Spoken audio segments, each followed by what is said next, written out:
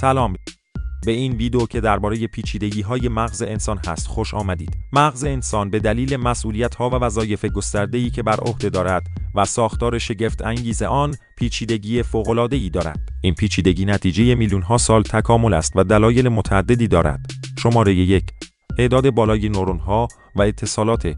مغز انسان از حدود 86 میلیارد نورون تشکیل شده است که هر نورون می‌تواند با هزاران نورون دیگر ارتباط برقرار کند.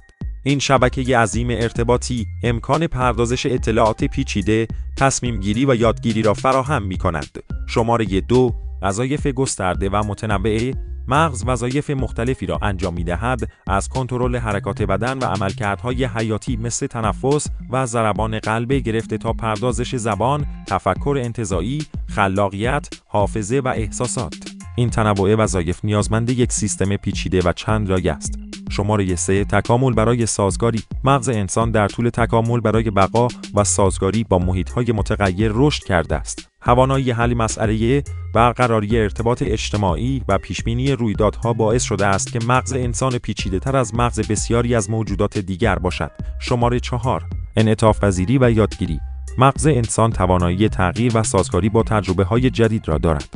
این ویژگی که به پلاستیسیته عصبی معروف است، باعث شده مغز بتواند اطلاعات جدید را یاد بگیرد، مهارت‌های تازه کسب کند و حتی در صورت آسیب خود را بازسازی کند. شماره 5. سطوح مختلف پردازش. مغز شامل بخش‌های مختلفی است که هر کدام وظایف خاصی دارند، از جمله مغز پیشینه مسئول تفکر، قضاوت و تصمیم گیری، سیستم لیمبیک مسئول احساسات و حافظه، ساقه مغز کنترل عملکردهای حیاتی. شماره 6. تعامل با بدن و محیط. مغز اطلاعات زیادی را از طریق حواس مختلف مانند بینایی، شنوایی و لامسه دریافت کرده و باید این اطلاعات را پردازش کند. علاوه بر این، مغز باید دستوراتی را برای کنترل بدن ارسال کند. این تعامل دائمی با محیط نیازمند پردازش‌های پیچیده است. شماره 7. ساختار شیمیایی و الکتریکی. ارتباطات عصبی در مغز از طریق سیگنال‌های الکتریکی و شیمیایی انجام می‌شود. تعامل میان این دو نوع سیگنال گذاری سازوکاری پیچیده را ایجاد می‌کند که مغز را قادر می‌سازد اطلاعات را پردازش کند. نتیجه گیری.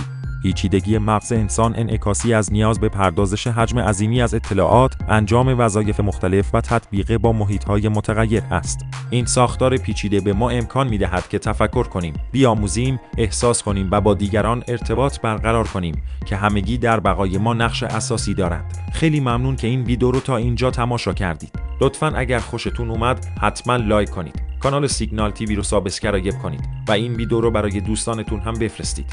خدا نگهدار.